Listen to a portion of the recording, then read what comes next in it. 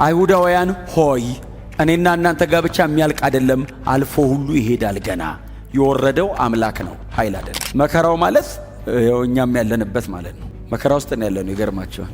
ያላወቀ ካለ ይገርማችኋል። በጣም ብዙ መከራ ያለበት ሀገር ነው ያለነው። በጣም the whole package ነው። ስጦታዎቹ መጥተው ትንቢት ምናምን ተነግሮ የሚያልቅ አይደለም። እስከዚያ ቀን ድረስ የሚጠብቀን ነው። በነገራችን ላይ ወንጌል በጣም ዓለሙ ስለሚወድ አይደለም እየኖርን ያለነው። መንፈስ ቅዱስ ጠብቆ ማንም አይኑር ምን ያደርግላቸዋል? አሁን ሐናና ቀያፋ አብረው ሆኑ አልሆኑ ምን ለውጣሉ? የዘላለም ይወጣው ነው የለው ሐናና ቀያፋ። አንዳንዴ የሌለ አይመስላችሁ? የተዋችሁ እዚህ ውስጥ ሁሉ አይመጣም እምትሉበት ቦታ ላይ መንፈስ ቅዱስ ከእናንተ ጋር አለ። ቴክኒካሊ በጣም ስማርት ሆኖ ሰው አይድንም። ይኸው ቃሉ ነው። የጌታን ስም ከዚህ ቀን ምንም ሊያድን አይችልም። ከምድር ስንት ሺህ እንትን ይበልጣል ብሎ በመረጃ የነገሩን ኮከብ ሲመጣ ሰው መሞት ፈልጎ አይሞትም።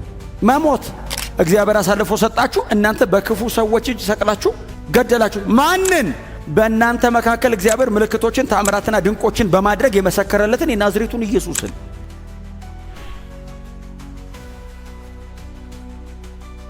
እግዚአብሔር ይመስገን። የዛሬ 2000 ዓመት ገደማ አንድ አይሁዳዊ ወጣት በጣም በብዙ ሺህ ሕዝብ ፊት ቆሞ የሰበከውን ስብከት ነው ደግሜ የምሰብከው። እና ጴጥሮስ እንደዚህ አይነት ጥንቅቅ ስድር ያለ ስብከት ሲሰብክ በጣም አስደናቂ ነው። ቢሳሳት ኖርማል ነው። ምክንያቱም እንደሚሳሳት ኤክስፔክትድ ነው። አልተማረም ብለው ነው የጀመሩት። ሲሰሙት ገና ለመሰማት ራሱ በእጁ የሆነ ነገር ሆኗል ተብሎ ነው የተሰማው እንጂ ጋባዥ አይደለም ስብከቱ። በጣም ተደማጭ አይነት አይደለም። እና መልላችሁ ነው ከመንፈስ የተማረ ይበልጣል ነው።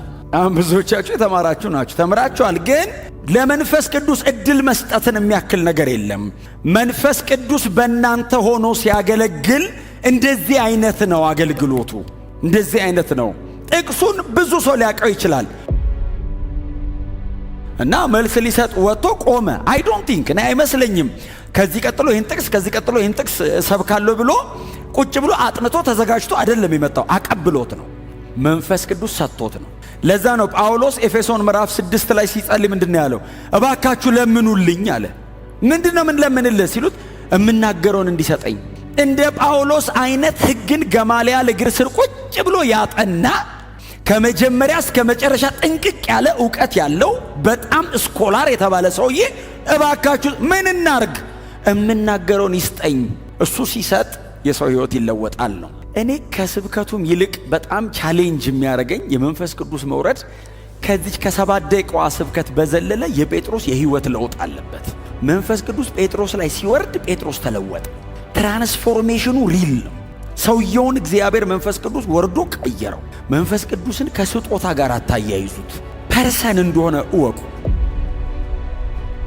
በእናንተ ላይ ሲመጣ ፈቃዱ ነው የሚፈጽመው። በእናንተ ላይ ሲመጣ እናንተን ይለውጣችኋል። እንደ ሌላ ሰው ነው የምትሆኑት። ይሄው ይሄ ሰውዬ ምስክር ነው። ቆመ። እናንተ እንደመሰላችሁ አላቸው። እሺ አሉ። እናንተ እንደመሰላችሁ እነዚህ ሰዎች አለ አብሮት 11 ቆመዋል። ከ11 ውጭ ደግሞ ሌላ ደግሞ ህዝብ አለ 120 አካባቢ የሚሆን እና እንደመሰላችሁ እነዚህ ሰዎች ሰክረው አይደለም አልና ገና ከጠዋቱ 3 ሰዓት ነው አለ። ከጠዋቱ 3 ሰዓት ነው ማለት እንትኖቹም አይከፈቱም መጠጫ ቤቶቹም። ቀጥሎ ደግሞ 3 ሰዓት 6 ሰዓት 9 ሰዓት የጸሎት ሰዓት ነው። ስለዚህ ጴጥሮስ ይሄ ትንቢት ዛሬ በእኛ መካከል መፈጸም ጀምሯል። እግዚአብሔር አስቀድሞ ተናግሯል በኢዩኤል በኩል። አሁን መፈጸም ጀመረ። በስጋ ለባሽ ሁሉ ላይ አፈሳለሁ። አሁን ይሄ ትንቢት መፈጸም ጀመረ እንጂ በሙላት አልተፈጸመም። መንፈስ ቅዱስ የወረደው በ120 የሚያክል ሰው ላይ ነው እንጂ በስጋ ለባሽ ሁሉ ላይ አልፈሰሰም። መፈጸም ግን ጀመረ። እግዚአብሔር መንፈሱን አፈሰሰ። ላይ እኛ ላይ እንደ ኤክስፐሪመንት እንደ ማሳያ እግዚአብሔር ይኸው እኛ ላይ አፈሰሰው። እስከየት ድረስ ይቀጥላል? በስጋ ለባሽ ሁሉ ላይ። ይሄ ላስት ዴይስ ላይ እግዚአብሔር የሚያደርገው የጀመረ የሚቀጥል የትንቢት ቃል ጀምሯል። ይሄው እኛንም አግኝቶናል፣ ግን ገና ነው እና ወንዶችና ሴቶች ልጆቻችሁ ትንቢትን ይናገራሉ። ከዛ ቀጥሎ ምንድነው የሚለው? ወንድና ሴት ልጆቻችሁ ትንቢትን፣ ሽማግሌዎቻችሁ ነው የሚለው። ከዛ ጎበዞቻችሁ ራእይን ያያሉ። ስለዚህ አሁን ጌታ ኢየሱስ ክርስቶስ አስቀድሞ እንደተናገረ ይሄው ዛሬ ተጀምሯል እኛ መሃል ነው። ከዚህ በኋላ ግን ደግሞ ይቀጥላል ነው አይደል? ምዕራፍ 10 ላይ ቆርኔሌዎስ ቤት ይመጣል። ቆርኔሌዎስ ቤት ለመጀመሪያ ጊዜ እኛ አሕዛብ መንፈስ ቅዱስን እንቀበላለን። ይሄ ስጦታ ከአይሁድ ክልል ያልፍና እንደገና ወደ ሴትና ወንድ ልጆች ጎበዞችና ሽማግሌዎች ብቻ ሳይሆን ከዚህ ደግሞ ከቤተሰቡ ደግሞ አልፎ ባሪያዎች ጋር ደግሞ ይሄዳል። ሰብሬ እወጣለሁ፣ ወደ አሕዛብ ክልል ሁሉ ገና እገባለሁ። እነሱም ትንቢትን ይናገራሉ፣ እነሱም ሕልም ያያሉ፣ እነሱም ራእይ አንድ አይነት ይሆናል። ትንቢቱ በጣም ትልቅ ነው። እኛ ጋር ብቻ ተፈጽሞ የሚያልቅ አይደለም። አይሁዳውያን ሆይ እኔና እናንተ ጋር ብቻ የሚያልቅ አይደለም፣ አልፎ ሁሉ ይሄዳል። ገና የወረደው አምላክ ነው፣ ኃይል አይደለም። ሥላሴ ውስጥ ሰርድ ፐርሰን ነው መንፈስ ቅዱስ። የወረደው እሱ ነው፣ እግዚአብሔር ነው የወረደው። ስለዚህ አልፎ ይሄዳል ይልና ግን ይሄ ደግሞ አያበቃም እዚህ ጋር ይልና ቁጥር 19 አካባቢ ምንድን ነው የሚለው? ከዛ በታች በምድር በላይ በሰማይ ድንቅ ነገሮችን በታች በምድር ምልክቶችን እሰጣለሁ አይደል የሚለው? ይሄ የላስት ዴይስ ፕሮፌሲ ነው። ምልክት ተብሎ የተጠቀሰው የአጋንንት መውጣትና የተለያዩ ተአምራትና ምልክት ብለን እኛ የምንጠብቃቸው አይነት ሳይሆን የኢየሱስ ክርስቶስ ዳግም መመለስ ነው። የመንፈስ ቅዱስ መውረድ ቤተ ክርስቲያንን የሚያዘጋጀት ለዛ ቀን ነው። አሜን ነው። ከጸጋ ስጦታና ከሆኑ አክቲቪቲዎች ይዘላል። እስከዚያ ቀን ድረስ ጠባቂ ነው። ኢዩኤል ሲተነብይ ሕልም ያልማሉ፣ ራእይ ያያሉ፣ ትንቢት ይናገራሉ ምናምን ብሎ አላለቀም። ታዲያ እስከዛ ቀን ድረስ አሁን በመጨረሻው ሰዓት ላይ በላይ በሰማይ ድንቆችን በታች በምድር ምልክትን አሳያለሁ። ከመንፈስ ቅዱስ መስጠትና መውረድ ጋር ተያይዞ ነው የተጠቀሰው። ጌታ ኢየሱስ ራሱ ምን አለ? በዚያን ጊዜ ከመከራው በኋላ አይደል ያለው? መከራው ማለት እኛም ያለንበት ማለት ነው። መከራ ውስጥ ነው ያለነው። ይገርማችኋል። ያላወቀ ካለ ይገርማችኋል። በጣም ብዙ መከራ ያለበት ሀገር ነው ያለነው። በጣም ብዙ መከራ ያለበት ዓለም ነው ያለነው። የወደቀ ሲስተም ውስጥ ነው ያለነው። በጣም ኮራፕትድ፣ ለሰይጣን የሚያዳላ ለወደቀው ነገር ብቻ የሚያዳላ ሲስተም ውስጥ ነው ያለነው። ከዚህ ጊዜ በኋላ ጌታ ኢየሱስ ክርስቶስ ተመልሶ በሚመጣበት ወቅት ላይ ምን አለን? ከመከራው በኋላ አለ ፀሐይ ትጨልማለች አለ ኢየሱስ፣ ብርሃን መስጠት ታቆማለች አለ። ራሱ ኢየሱስ የተናገረው በኢዩኤል በኩል አስቀድሞ የተነገረ በጴጥሮስ ስብከት የተደገመ ነው። ስለዚህ መንፈስ ቅዱስ ቤተ ክርስቲያንን ጠባቂዋ ነው። እዛ ቀን ድረስ ጋርድ ያደርገናል። እና ጴጥሮስ ምን አላቸው? እግዚአብሔር መንፈስ ቅዱስን በመካከላችን በኢዩኤል ምዕራፍ 2 መሰረት ነው የላከው ሲል the whole package ነው የወረደው። the whole package ነው። ስጦታዎቹ መጥተው ትንቢት ምናምን ተነግሮ የሚያልቅ አይደለም። እስከዚያ ቀን ድረስ የሚጠብቀን ነው። ስለዚህ አሁን ወርዷል፣ ነዋሪ ነው እያላቸው ነው። አብሮ ነው የሚኖረው። እስከ መቼ? በላይ በሰማይ ድንቆች በታች በምድር ምልክቶች እስኪታዩ ድረስ፣ እስከ ሰከንድ ካሚንግ ማለት ነው። እስከ ጌታ ኢየሱስ ክርስቶስ ዳግም መመለስ ድረስ መንፈስ ቅዱስ ጠባቂያችን፣ አሳልፎ አይሰጠንም፣ ይጠብቀናል አለ። እስከዛ ቀን ድረስ ፕሮቴክት ቤተ ክርስቲያን ትጋረዳለች። ተጋርደን እኮ ነው ያለ ነው። በነገራችን ላይ ወንጌል በጣም ዓለሙ ስለሚወድ አይደለም እየኖርን ያለ ነው። መንፈስ ቅዱስ ጠብቆን ነው እንጂ ሰይጣን ይህንን የሚያምን ሕዝብ በሙሉ በአንድ አዳር አልቆ ወንጌል የሚባል ነገር ድራሹ ጠፍቶ ሰው ሁሉ ወደ ሲኦል ቢገባ ደስታው ነው። ስላልቻለ ነው እንጂ ስላልፈለገ አይደለም። ጠባቂ ተደርጎልናል። እንደውም እኮ ምንድነው የሚለው? ይለቀቃል አለ፣ አጥፊው ይለቀቃል። ግን እንዳይለቀቅ አሁን ከልካይ አለ። ከልካይ ስላለ አሁን መስራት አይችልም። ከልካይ አለ የሚጋርድ። እሱ ያኔ ቤተ ክርስቲያንን ይዟት ሲሄድ በነፃነት መለቀቅ ይችላል። መንፈስ ቅዱስ ነው ጋራጅ፣ መንፈስ ቅዱስ ነው ከልካይ። መንፈስ ቅዱስ ቤተ ክርስቲያንን ይዟት ነው የሚሄደው። እኛ ላይ ነው የመጣው። እኛን ለመጠበቅ ነው የመጣው። እኛን ይዞን ነው የሚሄደው። ጌታ ኢየሱስ ክርስቶስ ቤተ ክርስቲያንን አሳልፎ የሰጣል ለመንፈስ ቅዱስ ነው። አይዟችሁ ምንም አትሆኑ፣ መንፈስ ቅዱስ አለ። ማንም ከእናንተ ጋር ከሚሆን ማንም አይኑር፣ መንፈስ ቅዱስ ይኑር።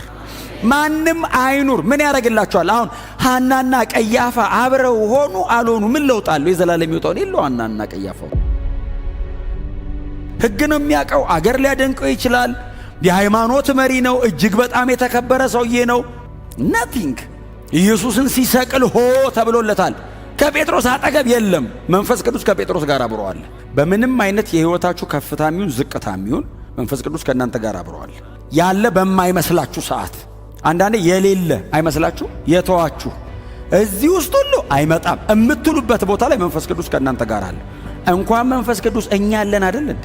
እኔ ያለው አይደል እንዴ? ሳልሞት ነገር ውስጥ እኮ ገብቼ ቁጭ እላለሁ። እንኳን መንፈስ ቅዱስ እኛ እኮ እንገባለን። እና መንፈስ ቅዱስ እስከ መጨረሻ ዘመን ድረስ ጠባቂ ነው ብሎ ጴጥሮስ ስብከቱ መሃል በእነሱ ላይ የወረደውንና ከዛ ደግሞ አብሯቸው እንዴት እንደሚኖር እስከ መጨረሻ ዘመን እንዴት እንደሚጠብቃ ጴጥሮስ ሰበከ። ከዛ ጴጥሮስን ይዩት፣ ጨረቃ ወደ ደም ይለወጣል ካለ በኋላ ቁጥር 21 ላይ ምንድነው ይላል? የጌታን ስም የሚጠራ ሁሉ ቦርን አጌን ካለው ካድንም፣ ኢየሱስ ያድናል ካላል ካድንም። ቴክኒካሊ በጣም ስማርት ሆኖ ሰው አይድንም። ይኸው ቃሉ ነው። የጌታን ስም ከዚህ ቀን ምንም ሊያድን አይችልም። ዘር፣ ገንዘብ፣ ዕውቀት፣ ትምህርት፣ ብቃት፣ ብልጠት በምንም አይነት መንገድ ማንም ሊሾልክ አይችልም። ማመሰል የሚጨለመው ፀሐይ ጨልሞ ወዴት ታመልጣለህ? ጨረቃ ወደ ደም ተለውጣ። እንደውም ጴጥሮስ እግዚአብሔር ይስጠው የዩኤልን ብቻ እንደተናገረው ማቴዎስ 24 ላይ ያነበብኩትን ሰምታችኋል።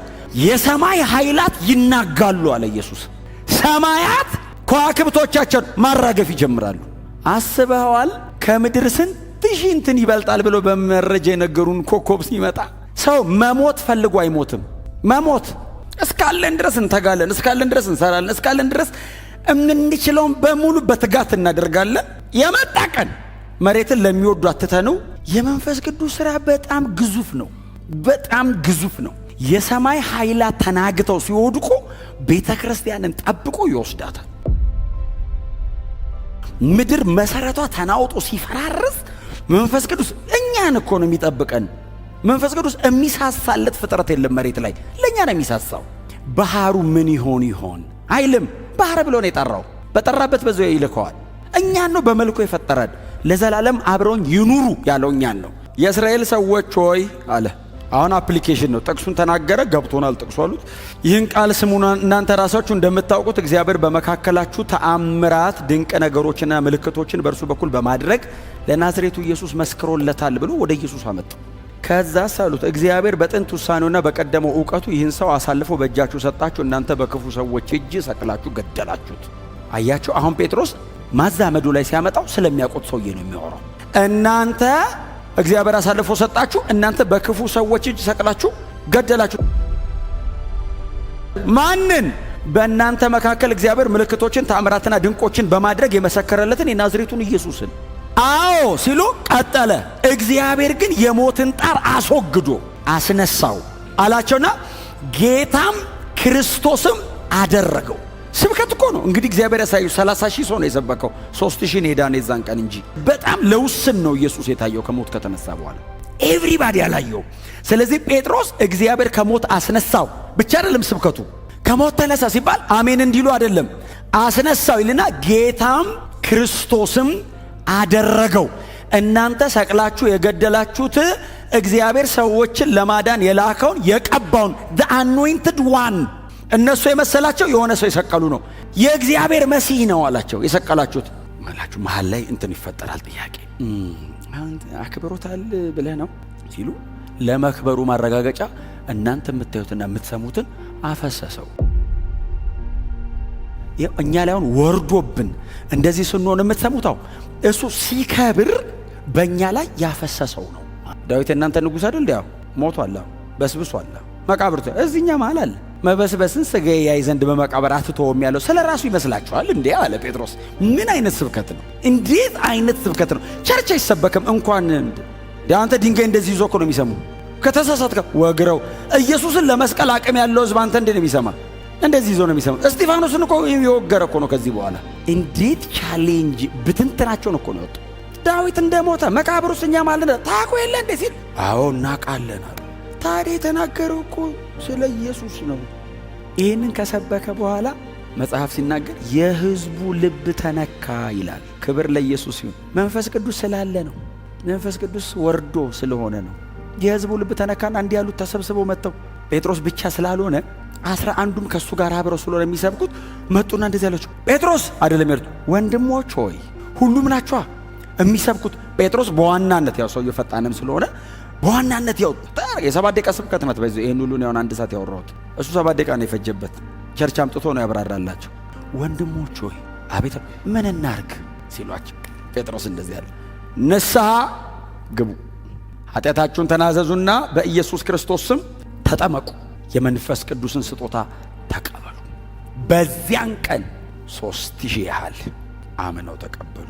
ክብር ለኢየሱስ ይሁን። በጣም ስለተማርኩ ምስክር መሆን አልችልም። ኢየሱስ ጋር ቁጭ ብለው ተምረው ሲጨርሱ ውጡና ሰበኩ አላለም። መንፈስ ቅዱስን ስትቀበሉ እስከ ምድር ዳር ምስክሮቼ።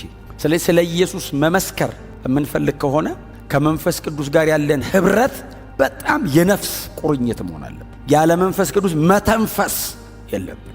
ኢየሱስን የሚያውቀው መንፈስ ቅዱስ፣ የመንፈስ ቅዱስ ያክል ኢየሱስን አልወደውም እኔ።